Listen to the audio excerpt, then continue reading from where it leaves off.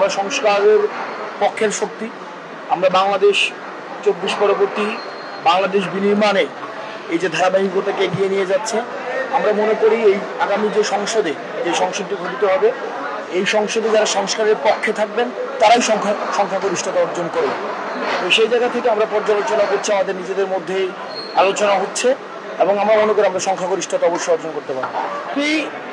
যেই অবস্থান নিয়ে দিন শেষে ওই অবস্থানে সবাইকে আসতে হয়।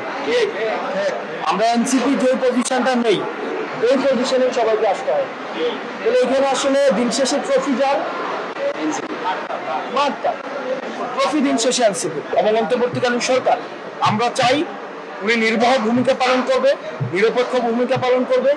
কোনো দলকে কোনো ধরনের, আমরা চাই আমরা যে গণতান্ত্রিক উত্তরণের পথে রয়েছি, আমরা সবাই বাংলাদেশের সবাই একটা ভোটের, একটা সুষ্ঠু নিরপেক্ষ একটা ভোটের অপেক্ষায় রয়েছে এবং এই ভোটটা যেন অনুষ্ঠিত হতে পারে সেটার দায়িত্ব আমাদের সকল রাজনৈতিক দলের।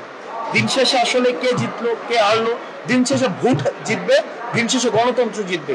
গণতন্ত্র জেতার জন্য, জনগণ জেতার জন্য এবং ভোটের এই যে সংস্কৃতি জেতার জন্য আমাদের সবাইকে এগিয়ে আসতে হবে।